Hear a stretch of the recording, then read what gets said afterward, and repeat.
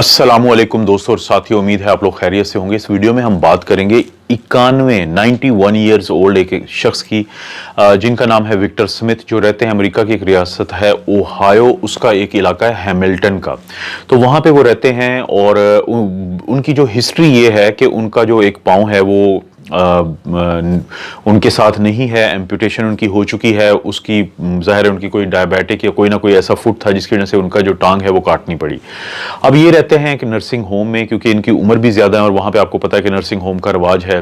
तो जैसे पूरे अमेरिका में एक रूटीन में सबसे पहले उन लोगों को वैक्सीन लगाई गई जिनकी उम्र ज़्यादा थी या जो नर्सिंग होम रेजिडेंट थे, क्योंकि यही वो लोग थे कि जो सबसे ज़्यादा कोरोना की कॉम्प्लिकेशन का शिकार हुए। और कोरोना की वजह से होने वाली जो अमवात हैं अमेरिका में, वो 92% इन्हीं लोगों में हुई जिनकी उम्रें ज़्यादा थी, जिनके मसाइल ज़्यादा थे, जो नर्सिंग होम्स में रहते थे। तो इसीलिए सबसे पहले तरजीह दी गई, प्रेफर किया गया इन लोगों को वैक्सीनेशन के सिलसिले में।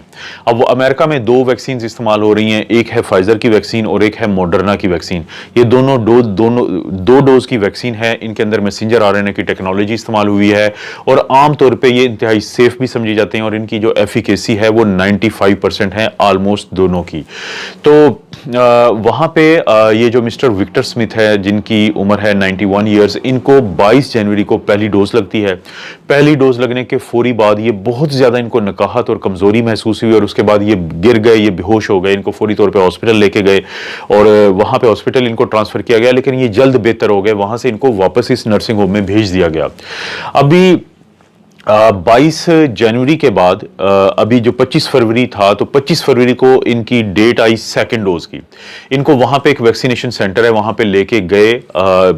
ये यहाँ का जो अमला होता है वो लेके गया और वहाँ पे इनको पहली डोज लगी, जो सेकेंड डोज लगी इनको।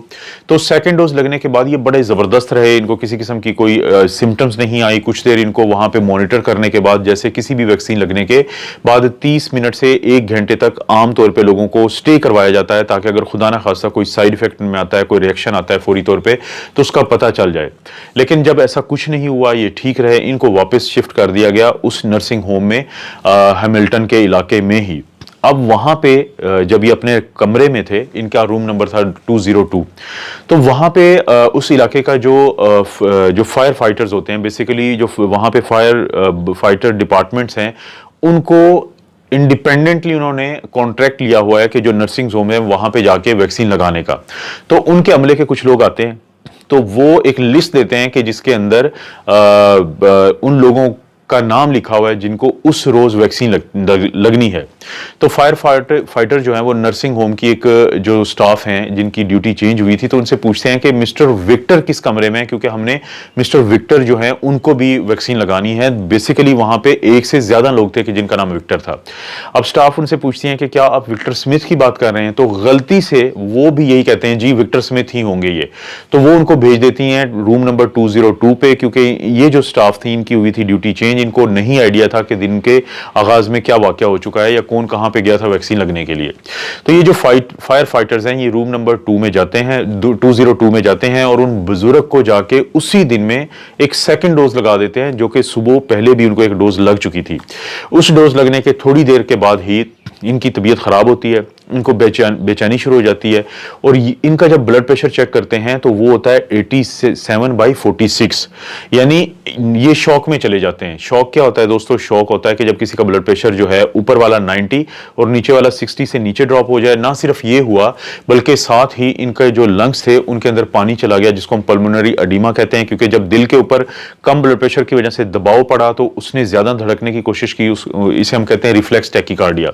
जब हार्ट ने ज्यादा धड़कने की कोशिश की, हार्ट रेट बढ़ा, टैकीकार्डिया हुआ, तो वो फिर उसके ऊपर जो ब्लड वापस आता है दिल के अंदर, जिसको हम प्री लोड कहते हैं, तो वो उसको मैनेज नहीं कर सका और वो लंग्स में पानी गया, जिसको हम पल्मोनरी एडिमा कहते हैं। अब इस पल्मोनरी एडिमा के लिए जरूरी होता है, क्योंकि नर्सिंग होम में वो बुजुर्ग होते हैं जो अक्सर इस तरह के प्रॉब्लम्स का शिकार होते हैं, तो फौरी तौर पर हम एक टीका लगाते हैं जिसको हम पेशाब आवर दवाई कहते हैं, लेसिक्स कहते हैं, फ्रोजेमाइड कहते हैं। लेकिन अब जब ब्लड प्रेशर 90 से कम हो ऊपर वाला तो आप ये लेसिक्स का टीका नहीं दे सकते। तो ये बुजुर्ग ना सिर्फ ये कि कार्डियोजेनिक शॉक में चले गए या ये सेप्टिक शॉक में चले गए या एनाफाइलैक्टिक शॉक में चले गए, बल्कि साथ ही पल्मोनरी एडिमा में भी चले गए, लेकिन इनको वो दवाई नहीं दी जा सकती थी, तो फौरी तौर पे इनको हॉस्पिटल में शिफ्ट किया गया। और इनकी बेटी का ये कहना है कि जब इनकी फैमिली को ये पूरे वाकये का बताया गया तो इनको ये कहा गया कि आप ज़हनी तौर पे तैयार रहें, क्योंकि जो 2 डोज लग जाती हैं, ये जिस तरह इनको 2 डोज अचानक लग गई हैं और इनका जो बिल्कुल जो इनका जिस्म का मुदाफ़ती निज़ाम है जिस तरीके से वो रिएक्ट कर रहा है, तो वो बहुत डेंजरस है। तो इस बात के चांसेस कम है कि इनको ये बच भी पाएंगे कि नहीं। लेकिन खैर वहाँ पे इनको आईसीयू में दाखिल किया गया, वहाँ पे इनको मैनेज किया गया सपोर्टिव, और आखिरकार ये उस हालत से निकल आए और ये बेहतरी की तरफ गए। तो बाद में इसकी इन्वेस्टिगेशन हो रही है, वहाँ पे देखा जा रहा है कि कहाँ पे ऐसी गलती हुई थी कि जिसकी वजह से किसी भी शख्स को, और ख़ास तौर पर जिसकी उम्र भी 91 थी, उसको एक दिन में 2 डोजेस दे दी गई, जो कि इंतहाई ज़्यादा लीथल साबित हो सकता है किसी भी शख्स के लिए। और ये जो वाकया है ये आपसे शेयर करने के 2 मकसद हैं। पहला मकसद ये है कि जब आप अपने बुजुर्गों को, अपने प्यारों को वैक्सीनेशन के लिए लेके जाते हैं तो खुदारा उनके साथ रहें। हर चीज़ पे जो अमला है उसको आप अपडेट करते रहें, क्योंकि अमला बाज़ का इतना ज़्यादा बिजी होता है कि उनको नहीं पता होता कि किसको लग गया है और किसको नहीं वैक्सीन लगी। और ख़ास तौर पर अगर कोई शिफ्ट चेंज हो रही होती है तो उस वक्त इस तरह के प्रॉब्लम्स बहुत ज़्यादा होते हैं। हॉस्पिटल्स के अंदर भी, आईसीयूज़ के अंदर भी, वैक्सीनेशन सेंटर्स के अंदर भी, और किसी भी जगह पे हो सकते हैं। तो आप लोगों ने बहुत मुहतात रहना है, और अगर किसी को खुदा ना खास्ता डबल डोज लग जाए तो फौरी तौर पे कोशिश करें कि फिर हॉस्पिटल अपने जो भी आपके बुजुर्ग हैं उनको लेके जाएं, और ताकि फौरी तौर पे उनको मैनेज किया जा सके और उनकी कोशिश की जा सके कि उनको कम से कम नुकसान हो। तो ये जो वाकया है इसका बताने का मकसद, क्योंकि मैंने आपको ये कहा था कि वैक्सीनेशन से मुतालिक और हार्ट से मुतालिक, ब्लड प्रेशर से मुतालिक, खून की नालियों से मुतालिक कोई भी ऐसी जो डिटेल होगी, वो वाकया होगा, तो वो मैं आपको इस चैनल के थ्रू कोशिश करूंगा कि मैं अपडेट करूं।